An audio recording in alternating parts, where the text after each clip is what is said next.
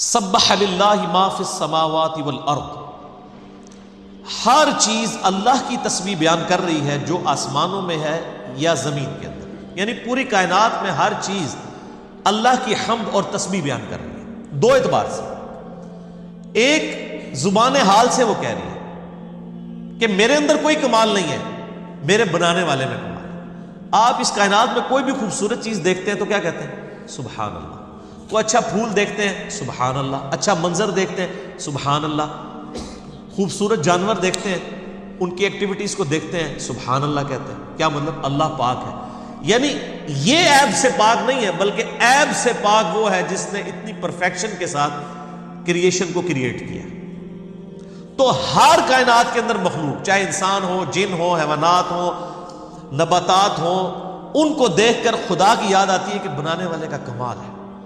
تو گویا ہر چیز اپنے دیکھنے والے کو مجبور کر رہی ہے کہ لوگ اللہ کی تسبیح بیان کریں، تو لہٰذا وہ اپنی پریکٹیکل شکل و صورت سے اللہ کی تسبیح کے اوپر گواہ ہے، ہر چیز اس کائنات کی۔ ایک تو یہ اس کی تفسیر بنتی ہے، اور دوسری سورہ بنی اسرائیل میں بھی آیا کہ اس کائنات میں کوئی چیز بھی ایسی نہیں ہے جو اللہ کی حمد کے ساتھ اس کی تسبیح نہ بیان کرتی ہو، لیکن تم اللہ تعالیٰ کی ان مخلوقات کی تسبیحات کو سمجھ نہیں سکتے۔ جیسے سورۃ الرعد میں آیا کہ یہ جو بجلی گرجتی ہے یہ بھی اللہ کا ذکر کرتی ہے، حتیٰ کہ صحیح بخاری میں موجود ہے، سیدنا عبداللہ ابن مسعود رضی اللہ تعالیٰ عنہ علیہ السلام کہتے ہیں کہ نبی علیہ السلام کے مبارک زمانے میں ہم نے کئی بار یہ آبزرو کیا کہ ہم کھانا کھا رہے ہوتے تھے تو لقمے میں سے اللہ کی تسبیحات کی آواز آتی تھی۔ اچھا، یہ جو معجزات ہیں نا، یہ جب نبی دنیا میں موجود ہوتا ہے نا تو ان کی موجودگی میں ظاہر کیے جاتے ہیں تاکہ نبی کے جو اصحاب ہیں ان کا ایمان جو ہے وہ مضبوط لیول کا ہو جائے، کیونکہ باقی امت تک تو پیغام ان اصحاب نے پہنچانا ہوتا ہے، لہٰذا ان کے ایمان کو ایک پیک تک پہنچایا جاتا ہے۔ سر یہی وجہ ہے نا، آپ دیکھیں کہ باقی جتنے بڑے بڑے لیڈرز آئے ان کی زندگیوں میں انقلاب آئے، اور ہمارے محبوب صلی اللہ علیہ وآلہ وسلم کی مبارک زندگی میں صرف انقلاب آیا عرب کی سرزمین میں۔ آپ کی وفات کے بعد جب کہ اکثر قبائل عرب کے مرتد بھی ہو گئے، کئی لوگ جو فتح مکہ پہ مسلمان ہو چکے تھے اور قانوناً صحابی تھے، وہ دوبارہ سے کفر اختیار کر لیا اور مرتد ہو گئے، اور خلفائے راشدین خصوصاً سیدنا ابوبکر صدیق رضی اللہ تعالیٰ عنہ علیہ السلام کے خلاف کھڑے ہو گئے۔ ایسی صورتحال میں کسی کو نظر آتا تھا کہ رومن اور پرشین امپائر گر جائے گی،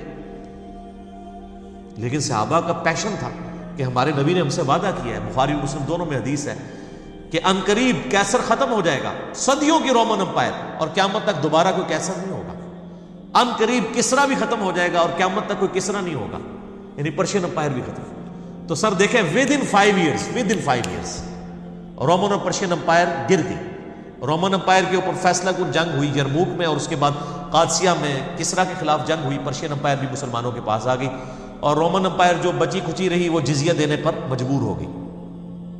تو نبی علیہ السلام کی وفات کے بعد یہ سارا انقلاب عالمی سطح کے اوپر آیا، یہ آپ کے نبی ہونے کی دلیل ہے الحمدللہ۔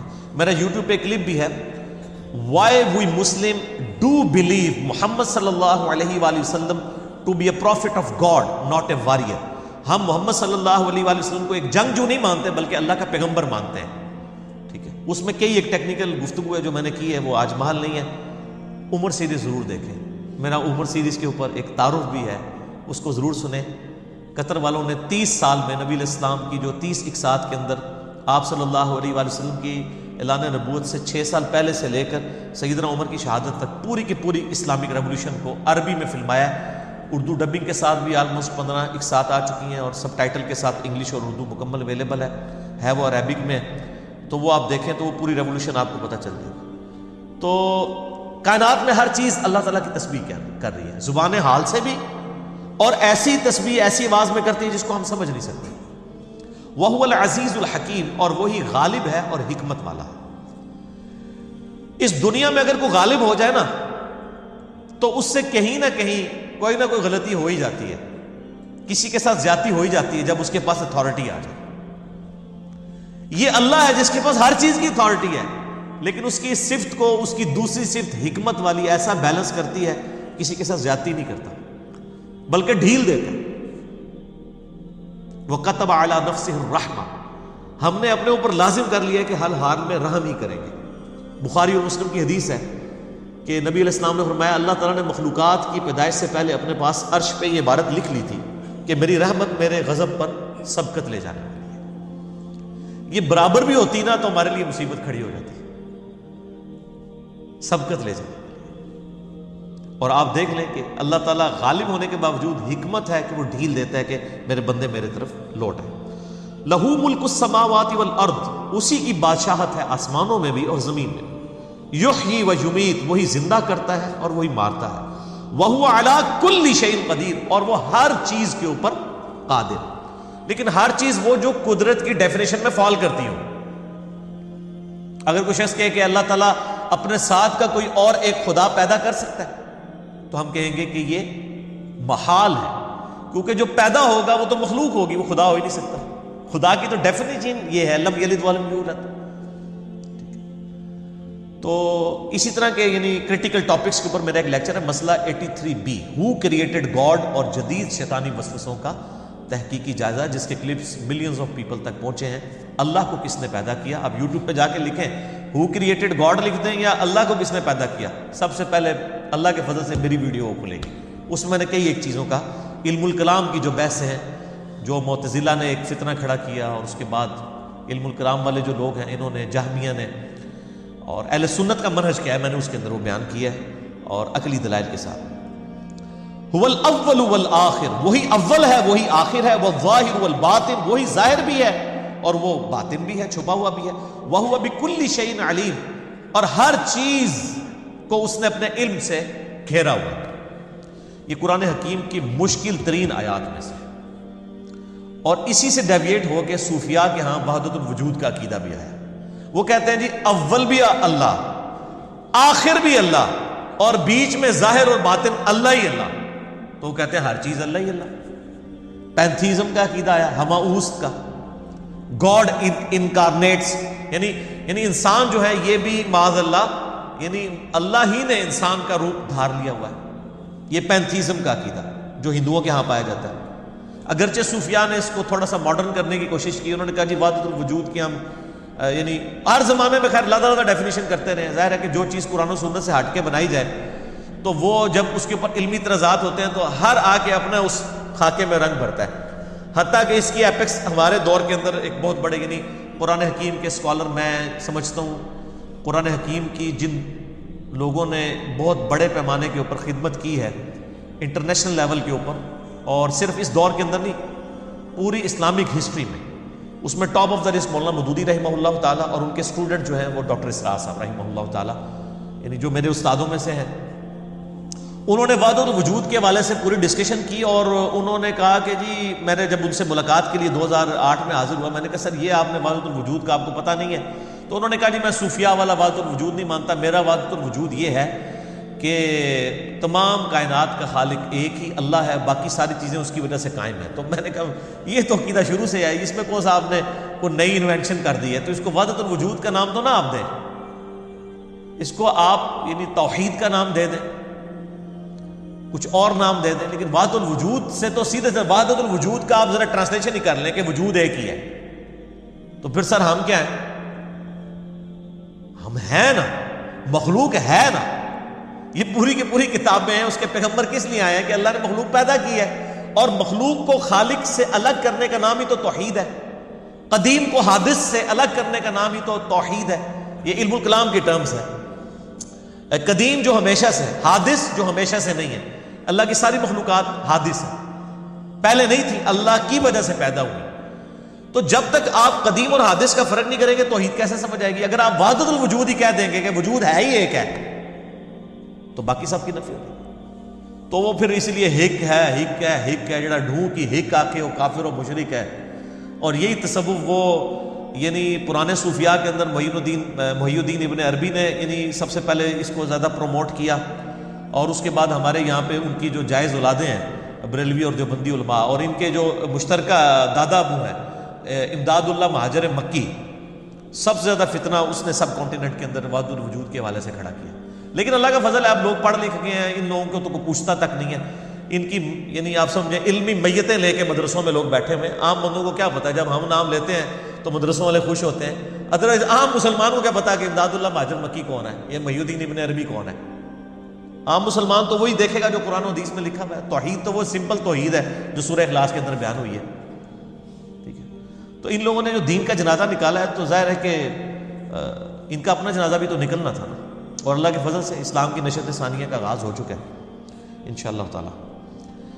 هو الذی خلق السماوات والارض فی 6 ایام، وہی اللہ ہے جس نے 6 دن کے اندر زمین و آسمان کو پیدا کیا، ثم استوى علی العرش، اس کے بعد عرش پر متمکن ہوا جیسا کہ اس کی شان کے لائق ہے۔ یہ بھی کریٹیکل آیات میں سے، آپ یوٹیوب پہ میرا کلپ دیکھیں، اللہ کہاں ہے، ویئر از اللہ، یا آپ لکھیں استوا علی العرش کا عقیدہ، تو انشاءاللہ یہ ٹاپ پہ میرے کلپ کھلے گا جس میں میں نے ڈیٹیل سے ڈسکشن کی ہے، جس میں یعنی پاسٹ کے اندر ایک جہمیہ فرقہ گزرا ہے جو اللہ تعالیٰ کی ذات اور صفات کی تعویلات باطل کرتا تھا، صفات کی، جس کی آج کل ماڈرن فارم جو ہے وہ حنفیوں کی شکل میں موجود ہے، اور دوسری طرف مجسمہ تھے جو اللہ تعالیٰ کے لیے معاذ اللہ فزیکلی کلیم کرتے تھے ایسی چیزیں، جس کی ماڈرن فارم بعض سلفی علماء ہیں آج کل، بعض، میں سب کی بات نہیں کر رہا۔ تو اہل سنت کا منہج کیا ہے وہ میں نے اس میں بیان کیا ہے، امام ترمذی کے کامنٹس کی روشنی میں، امام مالک کی کامنٹس کی روشنی میں، جو حدیث کی کتابوں کے اندر موجود ہیں، قرآن و حدیث کے دلائل کے ساتھ، ان کو بھی میں نے کوٹ کیا ہے۔ تو آپ وہ لکھیں اللہ کہاں ہے، تو انشاءاللہ وہ کلپ کھل کے آپ کے سامنے آ جائے گا انشاءاللہ تعالیٰ۔ بہر اللہ تعالیٰ نے 6 دن میں، یہ 6 دن کتنے تھے، ان کی لینتھ کیا تھی، اس کی ڈیٹیل قرآن و سنت میں نہیں آئی ہے۔ قرآن حکیم میں سورہ سجدہ میں ہے کہ اللہ تعالیٰ کا ایک دن جو ہے وہ 1000 سال کا ہے، تمہارے 1000 سال کے برابر اس کا ایک دن ہے۔ تو واللہ عالم یہ لانگ پیریڈ آف ٹائم کے لیے، اور اللہ تعالیٰ 6 دن کا محتاج نہیں ہے، یہ اس کی ایک قدرت کا تقاضا ہے۔ آپ دیکھیں کہ بچہ جو ہے وہ یعنی 9 مہینے کے اندر مکمل ایک بیبی بنتا ہے، اور خرگوش کا بیبی جو ہے 1 مہینے میں بن جاتا ہے، اور ہاتھی کا بیبی جو ہے وہ 22 مہینے میں بنتا ہے، 2 سالوں میں، اور بیکٹیریا سیکنڈز میں ڈیوائیڈ ہو جاتے ہیں۔ اللہ تعالیٰ چاہے تو سیکنڈز میں ریپروڈکشن کر دے، مہینوں میں کرے، ہفتوں میں کرے، یا ملینز آف ایئر میں، اس کے لیے تو صرف ایک ہے، کن فیکون، وہ ارادہ کرتا ہے کہ ہو جا تو وہ چیز ہو جاتی ہے۔ تو اللہ تعالیٰ کا امر کن کے بعد جو تخلیق کے مراحل ہیں وہ اس نے طے کیے کہ کس کے لیے کتنا ٹائم۔ ظاہر اب آپ اگر ایک آم کی گٹھلی کو زمین میں بوتے ہیں تو اس ٹائم تو درخت نہیں بنتا، اس کو درخت بن کر پھل دینے میں 8 سال لگتے ہیں۔ اس کی نسبت اگر آپ دوسرے فروٹ دیکھیں تو کوئی 1 یا 2 سال کے بعد پھل دینا شروع کر دیتے ہیں، لیکن آم کو پھل کے قابل ہونے کے لیے 8 سال چاہیے، تو وہ اللہ تعالیٰ کی مرضی ہے۔ اور دوسری طرف آپ پودینہ دیکھ لیں، رات کو کاٹ کے فارغ ہوتے ہیں، اگلے دن پھر اتنے ہی اگاتے ہیں۔ تو یہ اللہ تعالیٰ نے جو تخلیق کی، اکثر لوگ سوال بھی کر رہے ہوتے ہیں کہ 6 دن کیوں لگے جی؟ تو 6 دن لگے یا 6 سیکنڈ لگے، اللہ تعالیٰ نے اپنی حکمت کے تحت یہ چیزیں، جیسے اللہ تعالیٰ نے حکمت کے تحت یہ چیز اسٹیبلش کی ہے کہ میرا پیغام پیغمبروں کے ذریعے پہنچے گا، ورنہ اللہ تعالیٰ کو پیغمبروں کا محتاج ہے کیا؟ کتابوں کا محتاج ہے کیا؟ نہیں، لیکن اس نے یہ حکمت اڈاپٹ کی ہے۔ اسی طریقے سے اللہ تعالیٰ نے ماں کو ذریعہ بنایا ہے بچے کی پیدائش کا، وہ چاہے تو باپ کو بھی بنا سکتا تھا، لیکن یہ ول آف گاڈ ہے۔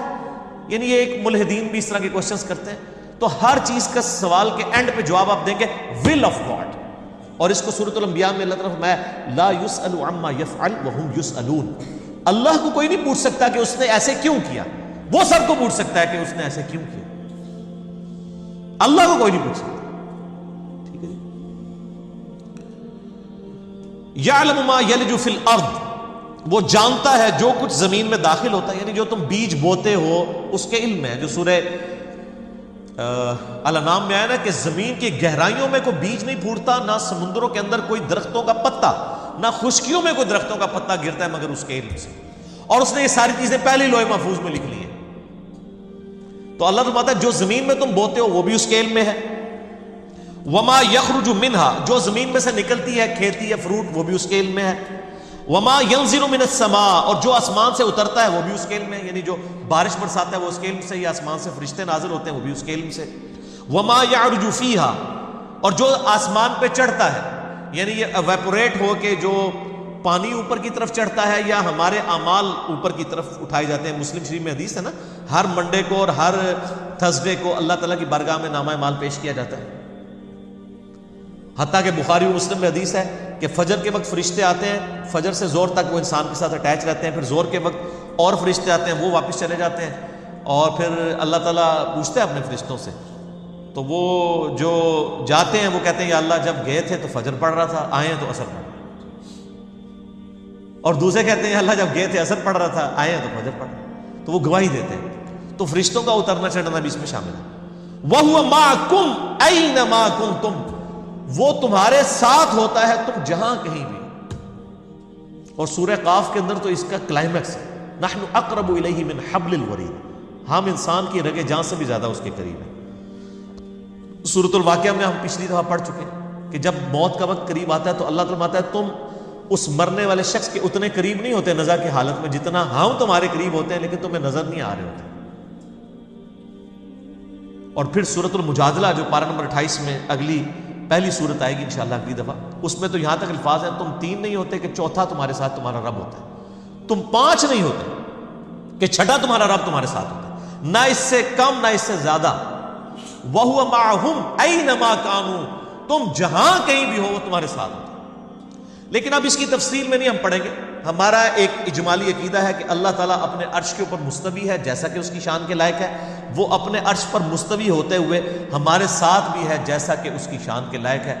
اس کی ڈیٹیلز میں ہم نہیں پڑھتے، یہ متشابہات ہیں، اور اسی کی وجہ سے جہمیہ بھی گمراہ ہوئے اور اسی کی وجہ سے مجسمہ بھی گمراہ ہوئے. اہل سنت کا منہج یہ ہے کہ ہم اللہ تعالیٰ کی کتاب میں اس کے نبی علیہ السلام کی احادیث کے اندر جو جو صفات آئی ہیں ان کو من و عن اسی طریقے سے قبول کرتے ہیں بغیر اس کی کوئی تعویل بیان کیے جیسا کہ اس کی شان کے لائق ہے. واللہ بما تعملون بصیر، وہ سب کچھ جانتا ہے، وہ جانتا ہے جو کچھ تم کر رہے ہو، وہ دیکھ رہے ہیں تمہارے اعمال کو. لہو ملک السماوات والارض، اسی کے لیے بادشاہت ہے آسمانوں کی اور زمین کی. وإلی اللہ ترجع الامور، اور ہر چیز ہر کام بالآخر اللہ کی طرف لوٹ کے جانا ہے. ہمارے نامہ اعمال بھی ہم نے بھی مر کے اللہ کے پاس جانا ہے. انا للہ و انا الیہ راجعون. یولج اللیل فی النہار و یولج النہار فی اللیل، وہ داخل فرماتا ہے رات کو دن کے اندر اور دن کو رات کے اندر. دیکھیں اچانک رات اور دن نہیں آتے، ایک دوسرے میں داخل ہو رہے ہوتے ہیں. وہ پھوٹتی آہستہ آہستہ مشرق سے، پھر روشنی ہو جاتی ہے، پھر اس طریقے سے غروب ہوتے ہوتے آہستہ آہستہ روشنی کم ہوتی ہے، پھر بالکل رات ہو جاتی ہے. تو یہ اللہ تعالیٰ کا، یعنی یہ بھی انڈائریکٹلی اس چیز کی طرف اشارہ ہے کہ زمین گول ہے. یہ صرف گول چیز کے ساتھ ایسا معاملہ ہو سکتا ہے، چوکور کے ساتھ تو ابرپٹ چینج آ جاتی ہے. وَهُوَ عَلِيمٌ بِذَاتِ الصُّدُورِ، اور اس کا علم کیا ہے، وہ تو سینوں کے چھپے ہوئے رازوں کو بھی جانتا ہے. اللہ اکبر. آمنوا باللہ ورسولہ، اتنا زیادہ بڑی ہستی کا تعارف کروانے کے بعد ڈیمانڈ کیا ہے؟ ایمان لاؤ اللہ اور اس کے رسول پر. وَأَنفِقُوا مِمَّا جَعَلَكُمْ مُسْتَخْلَفِينَ فِيهِ، اور ایمان لگانے کا تقاضا یہ ہے کہ خرچ کرو ہر اس چیز میں سے جو اس نے تمہیں دی ہے. سر جیب ڈھیلی ہوگی تو پتہ چلے گا نا اللہ کو مان رہے ہیں. ویسے تو خالی اللہ کو مان رہے ہیں، اللہ کی ماننی تب ہوگی جب اللہ کے لیے قربانی کریں گے. اچھا بڑی امپورٹنٹ بات ہے، یہ نہیں آیا کہ مال خرچ کرو. وَأَنفِقُوا مِمَّا جَعَلَكُمْ مُسْتَخْلَفِينَ فِيهِ، ہر اس چیز کو خرچ کر دو اللہ کے لیے جس میں اس نے تمہیں تصرف دیا. کس کس چیز میں تصرف دیا؟ سب سے پہلے تصرف جان کے اندر، یعنی جوانی اللہ کے لیے لگائی جائے گا. در جوانی توبہ کردن شیوہ پیغمبری، سورہ نساء میں آیا نا، پارہ نمبر 4 کا آغاز اس سے ہوا، لن تنالوا البر حتى تنفقوا مما تحبون. تم نیکی کے اعلیٰ درجے کو پا ہی نہیں سکتے جب تک کہ اپنی سب سے قیمتی چیز اللہ کو نہ دے دو. انسان کی زندگی میں سب سے قیمتی چیز کیا ہے؟ جان، زندگی، وقت. یہ مال بھی دوسرے نمبر پہ ہے کیونکہ زندگی لاکھ لگا کے مال کمایا جاتا ہے. آپ اپنی زندگی لگاتے ہیں نا، ایفرٹ پٹ کرتے ہیں. تو یہ جان، مال، اولاد، زمین، ہر چیز اللہ کی راہ میں کھپا دیجیے. فالذین آمنوا منکم، تو جو ایمان لائے تم میں سے، وانفقوا لهم اجر کبیر، اور انہوں نے اللہ کی راہ میں خرچ کیا، ان کے لیے بہت بڑا اجر ہے. وما لکم لا تؤمنون باللہ، تمہیں کیا ہوا ہے کہ تم اللہ پر ایمان نہیں لاتے.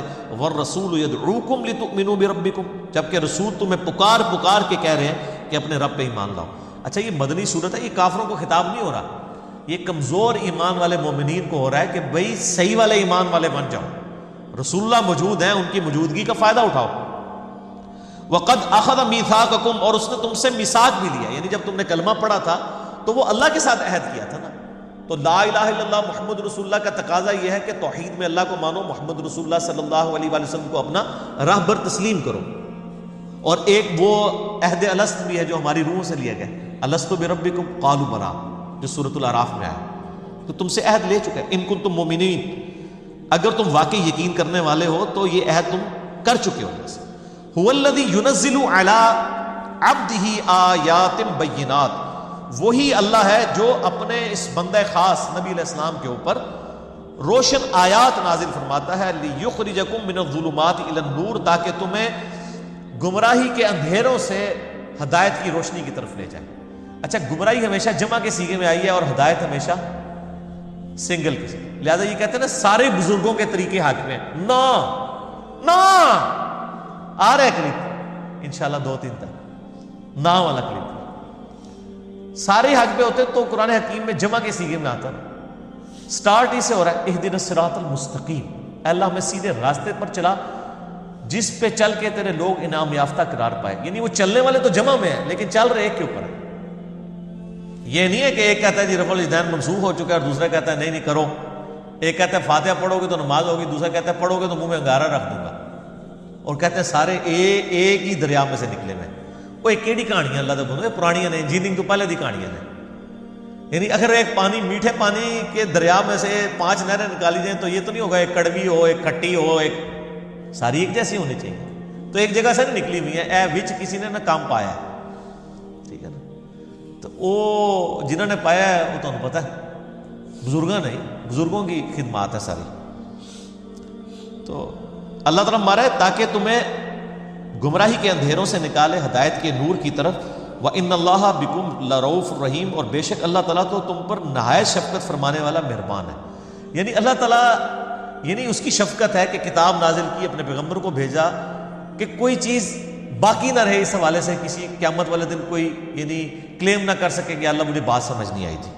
یہ اس کے رحم کا تقاضا ہے، اور سب سے بڑا رحم کہ قرآن حکیم میں جو قیامت کے دن کے منظر ہیں جو ہونا ہے فزیکلی، وہ سب کچھ پہلے ہی کر کے بتایا جا رہا ہے اور اس کی ویڈیو چلائی جا رہی ہے کہ یہ ہوگا۔ وَمَا لَكُمْ أَلَّا تُنْفِقُوا فِي سَبِيلِ اللَّهِ، اور تمہیں کیا ہوا ہے کہ تم اللہ کی راہ میں خرچ نہیں کرتے۔ وَلِلَّهِ مِيرَاثُ السَّمَاوَاتِ وَالْأَرْضِ، حالانکہ زمین و آسمان کا تو وارث اللہ ہے۔ یعنی تم نے تو مر جانا ہے، اللہ نے تو زندہ رہنا ہے، اور تمہیں بھی جو کچھ ملا ہے تمہارے آباء و اجداد کو، اصل تو یہ وراثت اللہ کی تھی، اللہ نے اپنے بندوں کو یہ سب کچھ دیا ہوا ہے۔ جب اللہ کے مال ہی میں سے اللہ مانگتا ہے تو تم دیتے نہیں ہو۔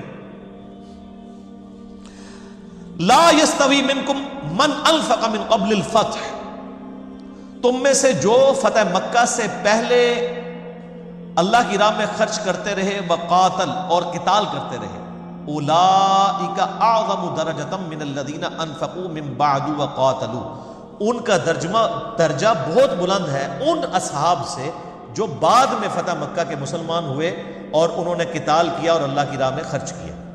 دیکھ لیں یہ آیت ہی بتا رہی ہے کہ وہ جو سارا خطاب تھا وہ صحابہ سے تھا، کافروں سے نہیں تھا، کہ بھی ایمان لاؤ، ایمان لانے کا جو حق ہے، اللہ کی راہ میں خرچ کرو۔ اور کیا ہوا ہے، کنجوسی کیوں کرتے ہو جبکہ سب کچھ اللہ نے تمہیں دیا ہے؟ اور اب آ گیا اور اسی آیت کے اندر کہ جو فتح مکہ سے پہلے مسلمان ہوئے اور انہوں نے اللہ کی راہ میں خرچ کیا اور قتال کیا، اور جو بعد میں وہ برابر نہیں ہو سکتے۔ ظاہر ہے کہ بعد میں تو گولڈن پیریڈ شروع ہو گیا، یہ تو بہت بڑا فرق ہے۔ اس سے بڑا فرق تو صحیح مسلم کی اس حدیث کے اندر ہے، انٹرنیشنل نمبر کے مطابق 6488۔ ایک دفعہ عبد الرحمن بن عوف رضی اللہ تعالیٰ عنہ نے، عبد الرحمن بن عوف رضی اللہ تعالیٰ عنہ اور حضرت خالد بن ولید رضی اللہ تعالیٰ عنہ کا جھگڑا ہوا، تو جذبات میں آ کے خالد بن ولید نے عبد الرحمن بن عوف کو گالیاں دی، تو نبی علیہ السلام تک شکایت پہنچی۔ آپ نے حضرت خالد بن ولید کو بلا کے ڈانٹا اور فرمایا کہ تو میرے صحابہ کو برا مت کہہ۔ حالانکہ خالد بن ولید بھی صحابی تھے لیکن ان کو آپ صلی اللہ علیہ وسلم نے صحابی نہیں کہا، اس لیے کہ وہ قانوناً ضرور صحابی تھے لیکن وہ اس وقت میں صحابی ہوئے جب اسلام کا گولڈن پیریڈ شروع ہو گیا، اور خالد بن ولید اگرچہ فتح مکہ سے پہلے مسلمان ہوئے لیکن وہ صلح حدیبیہ کے بعد مسلمان ہوئے تھے۔ صلح حدیبیہ کے بعد تو مسلمانوں کا گراف اوپر ہی جا رہا تھا، جس نے اسلام قبول نہیں کرنا تھا نا اس نے آج رضی اللہ عنہ نہیں ہونا تھا۔ پھر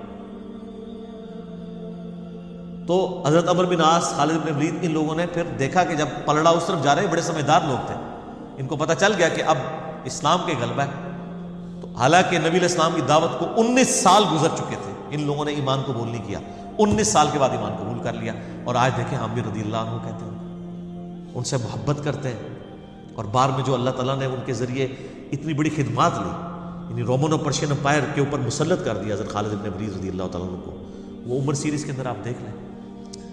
تو یہ اللہ تعالیٰ کی رحمت ہے. یعنی یہ بھی فرق موجود ہے کہ اور پھر آپ نے اس وقت فرمایا تھا کہ خالد اگر اب تم احد پہاڑ کے برابر سونا بھی خیرات کر دو نا تو میرے اصحاب میں سے جس نے ایک مد گندم خیرات کیا نا 600 گرام اس کے آدھ کو بھی نہیں یعنی 300 گرام کو بھی ایک پاؤں گندم کے برابر بھی نہیں پہنچ سکتے تم اگر احد پہاڑ کے برابر بھی سونا خیرات کر دو. یہ وہ حدیث ہے جو ہمارے اہل سنت میں بریلوی دیوبندی اہل حدیث تینوں کہ علماء اور بزرگ دو نمبری کرتے ہوئے آدھی حدیث بیان کرتے ہیں. میرے صحابہ کو برا مت کہو اگر تم میں سے کوئی احد پہاڑ کے برابر سونا بھی خیرات کر دے تو ان کے ایک بدھ کو نہیں پہنچ سکتا. پچھلا پورشن بیان ہی نہیں کرتے. وہ کیوں نہیں بیان کرتے؟ اس لیے کہ ان کو پتہ ہے کہ حضرت معاویہ کے دور میں حضرت علی پہ ممبروں پہ سب و شتم ہوتا تھا. تو کسی کے دماغ میں یہ بات ہی نہ آ جائے کہ یار یہ تو اولین صحابہ کو ہی کہا گیا تھا کہ میرے سینئر صحابہ کو گالی نہیں نکالنی ہے. کہ خالد ابن ولید جو فتح مکہ سے پہلے مسلمان ہوئے ہیں ان کی گالی عبد الرحمن بن عوف کے حق میں برداشت نہیں ہو رہی تو جو معافی مانگ کے طلقاء ہیں فتح مکہ پہ مسلمان ہوئے ہیں حضرت معاویہ اور ابو سفیان رضی اللہ عنہما وہ اگر مولا علی پر لعنت کروائیں تو آپ امیجن کر سکتے ہیں عبد الرحمن بن عوف کا کیا مرتبہ ہے حضرت علی کے مقابلے میں. تو انہوں نے آدھی حدیث میرے سے اور پھر ہمیں سنا رہے ہوتے ہیں اوہ اپنے بابے کو سناؤ. ٹھیک ہے جنہوں نے آل امیہ کا جھوٹا دفاع کیا ہم نے تو بتایا کہ بھئی بخاری مسلم کی حدیث ہے میری بیٹی فاطمہ بھی چوری کرے گی اس کے ہاتھ بھی کٹیں گے. آج جو لوگ صحابہ پر لعنت کر رہے ہیں نا ان سے بڑے مجرم وہ لوگ ہیں جنہوں نے حضرت علی پہ اپنے دور کے اندر لعنت کروائی ہے کیونکہ ان کو تو نبی کی صحبت بھی ملی تھی. آج تو 1400 سال گزر چکے ہیں. آج کے کمزور مسلمان کو آپ بینیفٹ آف ڈاؤٹ دے سکتے ہیں کہ اس کو پتہ نہیں اس تک تو جو ٹوٹا پھوٹا دین پہنچا اس نے یہی سمجھا کہ یہ اصحاب جو ہیں وہ اہل بیت کے دشمن تھے. لیکن جنہوں نے نبی الاسلام کا مبارک زمانہ پایا اس کے باوجود حضرت علی کے ساتھ زیادتیاں کی ہیں وہ اللہ کے سامنے کیا آرگومنٹ کریں گے. ٹھیک ہے تو یہ بینچ مارک اس میں میرا مسئلہ نمبر 96 آپ دیکھ لیں عظمت صحابہ رد المنافقین اور سنی شیعہ کے اختلاف کا تحقیقی جائزہ. میں نے ڈیٹیل سے پھر اس کے اوپر ڈسکشن کی ہے اور اس حدیث کے اوپر بھی جو بخاری مسلم دونوں میں ہے کہ قیامت الدن میرے حوض کوثر پہ کچھ میرے صحابہ لائے جائیں گے میں ان کو پہچانتا ہوں گا. جب میں حوض کوثر سے پلانے لگوں گا تو فرشتے ان کے اور میرے درمیان آڑ کھڑی کر دیں گے اور کہیں گے اے اللہ کے نبی آپ کی وفات کے بعد انہوں نے دین کو بدل دیا تھا اور دین سے الٹے قدم پھر گئے تھے. اور میں کہوں گا اصحابی اصحابی یہ تو میرے صحابہ ہیں. اور جب یہ پتہ چلے گا پھر آپ فرمائیں گے سحقن سحقن لمن غیر بعدی سحقن سحقن لمن بدل بعدی. ان پر پھٹکار ہو جنہوں نے میرے بعد میرے دین کو بدل دیا. ان پر پھٹکار ہو جنہوں نے میرے بعد میرے دین کے اندر بدعت کو جاری کیا. یہ حدیث بخاری اور مسلم دونوں میں ہے. اور عبداللہ ابن ابی ملیکہ تابعی جب یہ حدیث بیان کیا کرتے تھے نا تو اینڈ پہ دعا کیا کرتے تھے. بخاری مسلم کے الفاظ ہیں اے اللہ ہم تجھ سے دعا کرتے ہیں کہ تیرے نبی کی وفات کے بعد ان کے دین سے الٹے قدم نہ پھریں. اور ہم بھی دعا کرتے ہیں کہ اے اللہ اللہم من احییتہ منا فاحیہ علی الاسلام ومن توفیتہ منا فتوفہ علی الایمان آمین.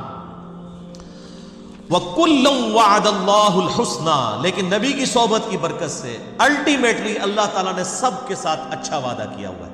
یعنی نبی علیہ السلام کے اوپر جو اصحاب چاہے بالکل اینڈ پہ بھی ایمان لے کر آئے بشرطے کہ وہ مرتے دم تک ایمان پر قائم رہے ان کی کمزوریوں سے اللہ تعالیٰ درگزر فرما کے الٹیمیٹلی ان کے لیے اچھا انجام کرے گا جنت والا. اور یہ صرف صحابہ کی خصوصیت نہیں ہے بلکہ پوری امت میں جس نے بھی مرتے دم تک ایمان پر قائم رہا اس کے لیے اچھا بات ہے. میرے یہ پچھلے دنوں کلپ بھی چڑھ چکا ہے حدیث بطاقہ کے اوپر جو جامعہ ترمذی میں حدیث ہے کہ ایک بندے کے 99 دفاتر کھولے جائیں گے گناہوں کے. ٹھیک ہے اور وہ پریشان ہو جائے گا. اللہ تعالیٰ ایک ایک گناہ گنوائے گا اس کا اور وہ کسی کا بھی انکار نہیں کرے گا. اور دوسری طرف ایک پرچی ہوگی جس پہ لکھا ہوگا اشہد ان لا الہ الا اللہ واشہد ان محمدا عبدہ ورسولہ. تو اللہ تعالیٰ کہے گا اس کا ذرا نامہ مال تو دو. وہ کہے گا یا اللہ یہ پرچی کیا کرے گی. اللہ تعالیٰ فرمائے گا دیکھو نا کیا کرتی ہے پرچی. اللہ کے نام سے کوئی بھاری ہو سکتا ہے. وہ جیسے ہی میزان عمل پہ رکھی جائے گی تو وہ پلڑا بھاری ہو جائے گا اور اسے جنت کا حکم سنا دی. اسے حدیث بطاقہ کہتے ہیں کاغذ کے پرزے والی حدیث.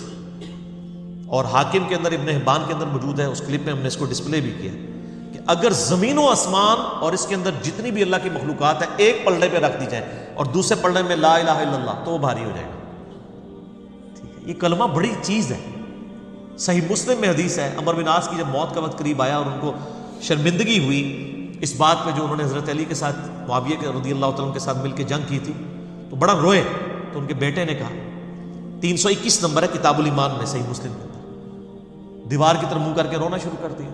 تو بیٹے نے کہا کہ آپ تو بخشے بخشائے ہیں, آپ نے تو یرموک لڑی ہوئی ہے, تو آپ تو نبی کے صحابی ہیں, اس سے بڑا درجہ کیا ہے. تو یہ بڑی رکت انگیز حدیث ہے, میرا یوٹیوب پہ ایک کلپ بھی ہے, عمر بن عاص کی موت کے وقت گفتگو. سر وہ اشک بار آنکھوں سے پڑھنے والی گفتگو ہے, میں نے کربلا والے ریسرچ پیپر میں بھی ڈالی ہے. تو اس میں ایک الفاظ یہ ہے کہ وہ کہتے ہیں کہ صحابی ہونا کوئی بڑی فضیلت نہیں ہے, اصل فضیلت ہے لا الہ الا اللہ محمد رسول اللہ کا اقرار کرنا. ہم اس سے بڑی فضیلت کسی کو نہیں مانتے. یعنی وہ صحابی ہونے کو بھی دوسرے, ظاہر صحابی وہی ہوگا نا جو کلمہ پڑھے. بڑی فضیلت یعنی اب میں اگر آپ سے پوچھوں کہ بڑی فضیلت جو ہے وہ آپ کے لیے مسلمان ہونا ہے یا نبی علیہ السلام کا امتی ہونا ہے؟ مسلمان ہونا. ورنہ امتی تو جارج بش بھی ہے, مر گیا, اور ٹرمپ بھی ہے.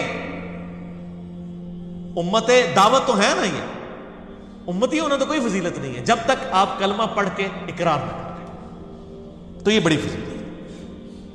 واللہ بما تعملون خبیر, اللہ تعالی خوب جاننے والا ہے جو کچھ تم کر رہے ہو. من ذا الذی یقرض اللہ قرضا حسنا, کون ہے جو اپنے مال میں سے اللہ کو قرض حسنا دے. ہائے ہائے, دیکھیں اللہ تعالیٰ دیا اس نے ہوا ہے اور پھر مجھے کہہ رہے کہ مجھے قرض دے دو.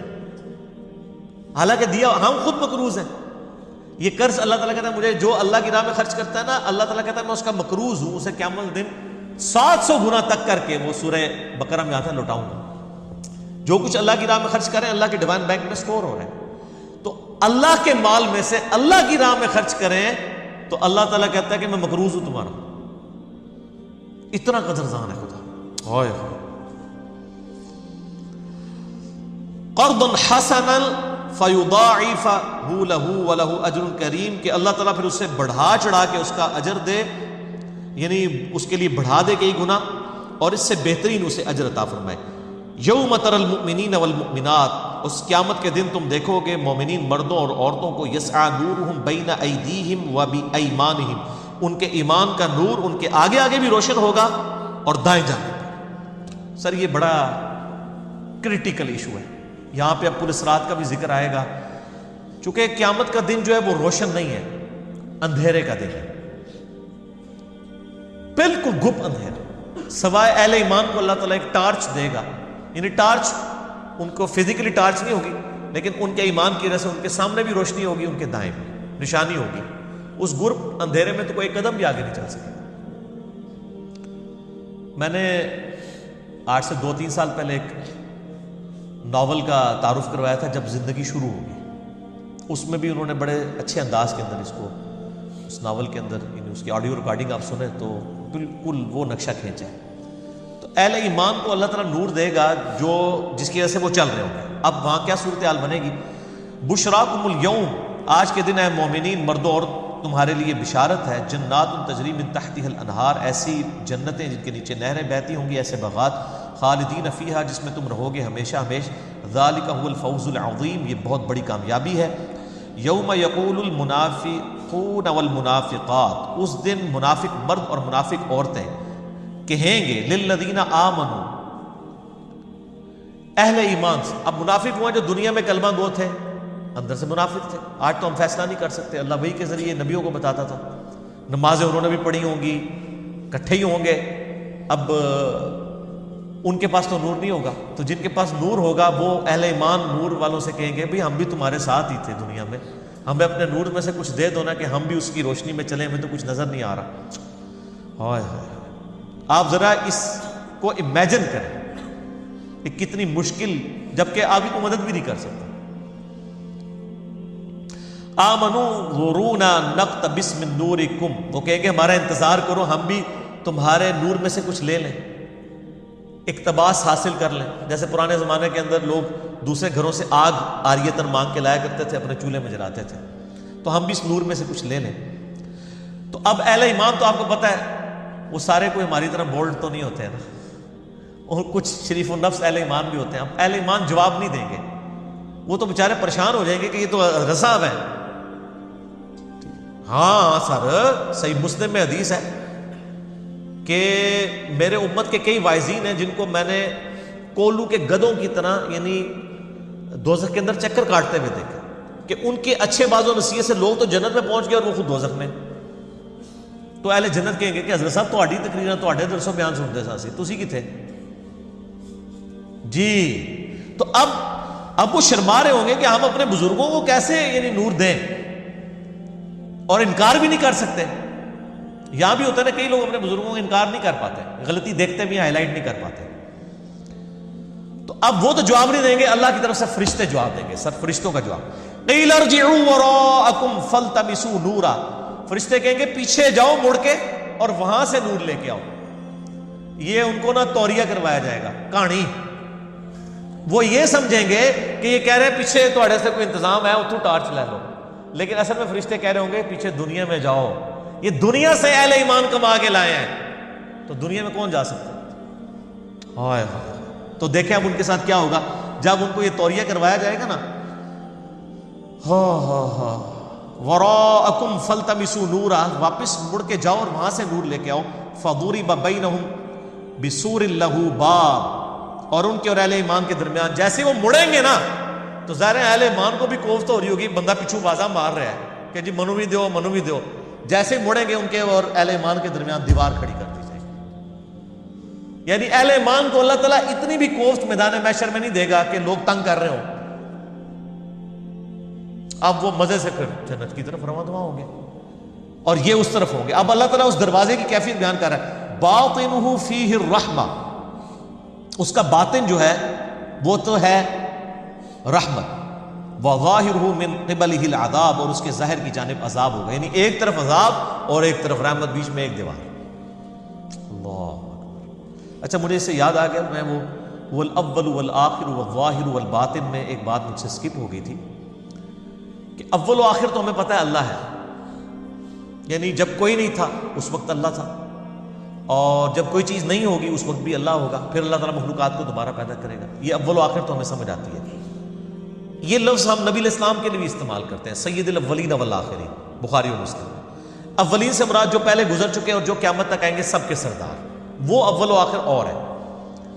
اور ظاہر اور باطن یہ ہے کہ اللہ تعالیٰ اپنی قدرتوں سے اتنا ظاہر ہے کہ اس کائنات کی ہر چیز کو آپ غور سے دیکھیں، فزیکل فینومینا آف نیچر، تو کسی کریٹر کی طرف آپ کو رہنمائی کرتی ہے کہ اس کو کسی نے بنایا ہے. اتنا ظاہر ہے اللہ اپنی قدرتوں سے. لیکن باطن اتنا ہے کہ اس نے فزیکل فینومینا آف نیچر کے ساتھ چیزوں کو ایسا جوڑ دیا ہے کہ انسان کو کبھی وہم نہیں آتا. انسان کہتا ہے یہ خود بخود ہی ہو رہا ہے. او جی کبھی کوئی سوچتا ہے یار وہ مرغی انڈا دیتی ہے، انڈے میں سے خود بخود چوزا نکلتا ہے. سر خود بخود نہیں نکلتا. اگر آپ سمجھتے ہیں خود بخود نکلتا ہے تو ہم ایک انڈا توڑ کے آپ کو دیتے ہیں، آپ چوزا بنا کے بتائیں، چوزے کی چونچ بنا کے بتائیں. کوئی نہیں بنا سکتا. انڈا بنانے کو تو کہہ نہیں رہے سر. نہ کسی سائنٹسٹ کو انڈا بننا ہے، نہ کسی بزرگ کو بننا ہے. بزرگ کسی بزرگ کو نہیں انڈا بننا. تو یہ اللہ ہی ہے، یعنی وہ ظاہر بھی ہے اور باطن اتنا ہے کہ اس نے فزیکل لاز کے پیچھے ایسا اپنے آپ کو چھپایا ہے کہ انسان سمجھتا ہے یہ ایسے ہی ہوا کرتا ہے، بارش ہوتی ہے تو کھیتی نکلے ہی کرتی ہے، حالانکہ کون نکال رہا ہے؟ اللہ. لیکن باطن ہے، چھپا. چلیں اس لفظ کی برکت سے مجھے وہ یاد آ گیا، میں چونکہ وحدت الوجود کی تشریح کر رہا تھا، یہ اسکپ ہو گئی. ینادونہم الم نکم معکم، وہ پھر منافق پکار کے کہیں گے کہ وہ اہل ایمان ہم تمہارے ساتھ نہیں تھے، اکٹھے درس سنتے تھے، اکٹھی نمازیں پڑھتے تھے، اجتماع میں بھی اکٹھے جایا کرتے تھے. ہائے قالوا بلا، وہ کہیں گے کیوں نہیں، ولکنکم فتنتم انفسکم، لیکن تم نے خود ہی تو اپنی جانوں کو فتنے میں ڈال لیا. وتربصتم وارتبتم، اور تم نے اپنی تباہی کا انتظار خود کیا اور شک میں مبتلا رہے. وغرتکم الامانی، اور تمہیں دھوکے میں ڈال دیا دنیا کی زندگی نے اور لمبی امیدوں نے کہ یار ٹائم آئے گا توبہ کر ہی لیں گے. حتی جاء امر اللہ، یہاں تک کہ اللہ کا حکم ہے، موت آ پہنچا، تمہیں توبہ کی توفیق نہیں ملی. یہی کرتے. اسی دیکھیں مولوی بڑا نڈر ہوتا ہے، وہ چونکہ تھوڑا پڑھا لکھا ہوتا ہے نا، تو وہ سمجھتا ہے کہ یار اللہ تعالیٰ معاف کرے گا، بڑا غفور رحیم ہے، اتنا یہ تو خیر ہے، کام پا کے رکھو، پہلے رام کما لو پھر ایک اور توبہ کر لینا. لیکن توبہ کی توفیق نہیں ملتی. وغرکم باللہ الغرور، اور تمہیں دھوکے میں رکھا اللہ کے بارے میں اس بڑے شیطان فریبی نے. فَالْيَوْمَ لَا يُؤْخَذُ مِنْكُمْ فِدْيَةٌ، آج اللہ تعالیٰ کوئی مال لے کے تمہیں نہیں چھوڑے گا. دنیا میں تو دو طریقے ہیں نا، یا تو سفارش سے بندہ چھوٹ جاتا ہے یا مال دے کے، اور یہاں اللہ نے دونوں چیزوں کی نفی کر دی. وَلَا مِنَ الَّذِينَ كَفَرُوا، اور نہ ہی کافروں سے. یہاں اللہ نے فرق کر دیا کہ یہ ذکر ہو رہا ہے منافقین کا، اور منافقین ہمیشہ قانوناً مسلمان ہوتے ہیں، وہ اللہ کو پتا ہوتا ہے. ایڈریس اللہ کہہ رہا ہے کہ نہ منافقوں سے ہم کوئی فدیہ قبول کریں گے، نہ کوئی سفارش ہوگی، اور نہ کافروں کے بارے میں. مأواکم النار، تمہارا ٹھکانہ ہے آگ. یا مولاکم، اب یہ مولا تمہاری آگ ہی ہے، اسی سے ہی مدد مانگو. اوئے ہوئے ہوئے، یہ ٹونٹ ہے، تن ہے، یہی تمہاری پرسان حال ہے، اسی کے سامنے چیخو چلاؤ. مولا وہ ہوتا ہے نا جس کے سامنے آپ چیختے ہیں کہ میری مدد کرو، تو اللہ فرماتا ہے آگ کے سامنے چیخو. یار اللہ تعالیٰ بڑا ڈاڈا ہے. کتابوں کا خدا اور ہے اور بابوں کا خدا اور ہے. یہ کتابوں کا خدا ہے. اللہم اجرنا من النار، اللہم اجرنا من النار، اللہم اجرنا من النار. اللہم من احییتہ منا فاحیہ علی الاسلام ومن توفیتہ منا فتوفہ علی الایمان. وبئس المصیر، اور کیا ہی بری جگہ ہے یہ آگ رہنے کی. اب قرآن حکیم کی سخت ترین آیت آ رہی ہے. الم یأن للذین آمنوا ان تخشع قلوبہم لذکر اللہ وما نزل من الحق، کیا اہل ایمان پر ابھی وہ وقت نہیں آیا کہ ان کے دل جھک جائیں اللہ کی یاد کی طرف اور اس حق کی طرف جو ہم نے اتارا ہے؟ کب آئے گا وہ وقت؟ تھیندے تھیندے تھیں جاؤ گے. یہ قرآن حکیم کی سخت ترین آیات میں سے ایک ہے. ابھی وہ وقت نہیں آیا کہ تمہارے دل جھک جائیں اللہ کی یاد اور اس کی کتاب کی طرف جو نازل ہوئی.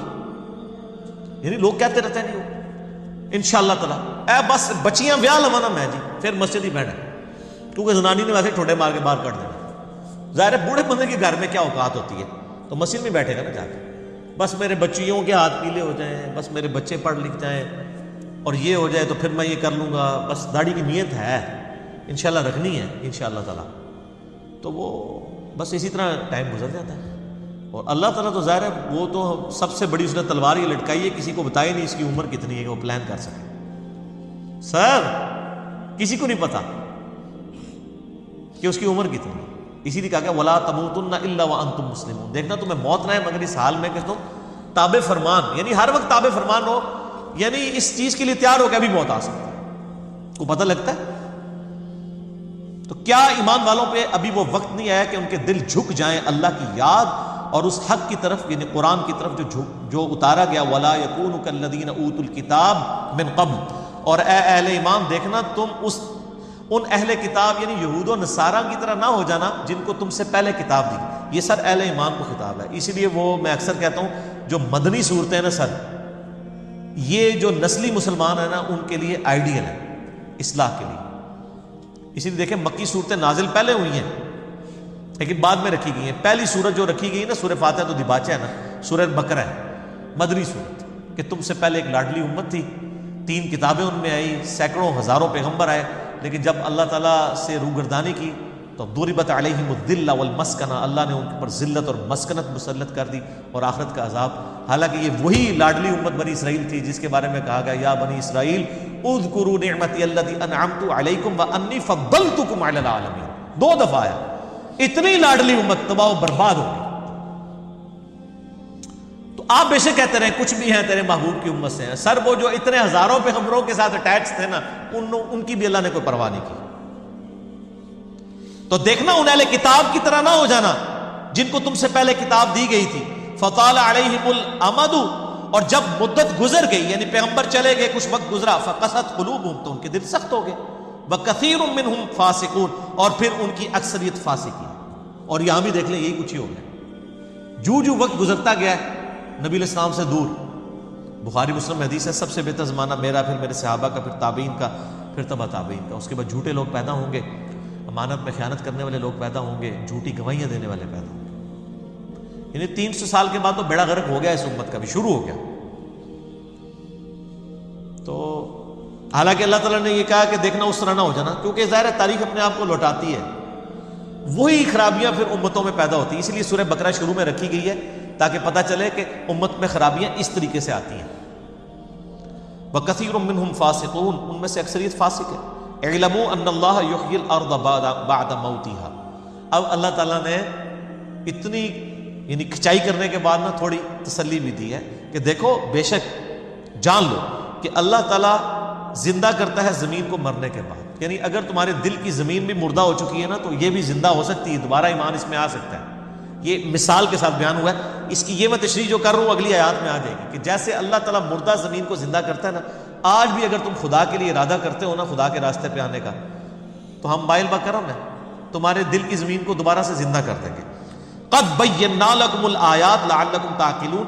ہم نے کھول کر یہ آیات بیان کی ہیں تاکہ تم عقل رکھو. یعنی یہ عقل سے استعمال کرو کہ اللہ تعالیٰ بنجر زمین کو زندہ کرتا ہے نا, تو تمہیں بھی اللہ تعالیٰ اس بنجر زمین میں ایمان کی دولت دے گا اگر تم اللہ تعالیٰ کے لیے کمٹمنٹ شو کرو. والذین جاہدوا فینا لنہدینہم سبلنا. جو لوگ ہماری راہ میں کوشش کریں گے ان کے لیے راہیں کھلیں گی. اس کا پھر اب طریقہ بھی آ رہا ہے سر, لاہور کا کرایہ بھی دیتا جا رہا ہے سر, صرف راہ نہیں ہے, لاہور کا راستہ نہیں بتایا جا رہا, کرایہ بھی دیا جا رہا ہے. وہ کیا ہے؟ ان المصدقین والمصدقات. پہلی اوکیش ہے بے شک اللہ کی راہ میں صدقہ کرنے والے مرد اور صدقہ کرنے والی عورتیں. صدقہ مال کا بھی ہے, جان کا بھی ہے, ہر چیز. جو مسلم شریف میں حدیث ہے کہ سبحان اللہ بھی صدقہ, الحمدللہ بھی صدقہ, لا الہ الا اللہ بھی صدقہ, راستے سے تکلیف دہ چیز کو دور کرنا بھی صدقہ, حتیٰ کہ تمہارا بیوی کے ساتھ ازدواجی تعلق قائم کرنا بھی صدقہ. صحابہ نے کہا یا رسول اللہ یہ بھی صدقہ؟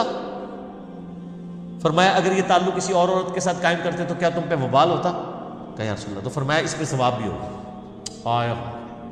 ہر چیز صدقہ, یعنی ہر نیکی صدقہ.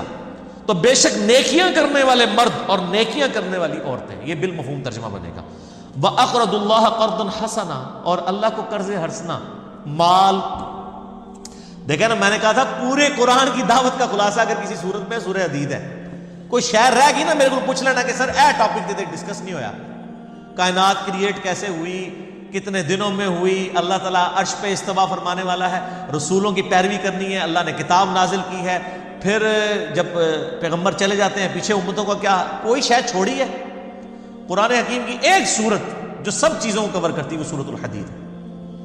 اس لیے ڈاکٹر اسرار صاحب نے سورۃ الحدید کے اوپر یعنی بیان القرآن میں یعنی 2 لیکچر ان کو دینے پڑے ہیں چھوٹی سی صورت میں, ورنہ تو وہ اس سے لمبی صورتیں ایک لیکچر میں کور کر جاتے تھے. اور بڑی ڈیٹیل کے ساتھ انہوں نے بڑی اچھی گفتگو کی ہے. آپ کو شوق ہو تو دیکھیں, ان کے منتخب نصاب کے اندر بھی موجود ہے. جو اللہ کو قرض حسنہ یعنی مال دیتے ہیں, یضاعف لہم ولہم اجر کریم. اللہ تعالیٰ ان کے لیے بڑھا دے گا, ان کے لیے بہت بڑا اجر ہے. والذین آمنوا باللہ ورسولہ. جو ایمان لائے اللہ اور اس کے رسولوں پر, اولئک هم الصدیقون. وہی پھر صدیقین میں شمار ہوں گے.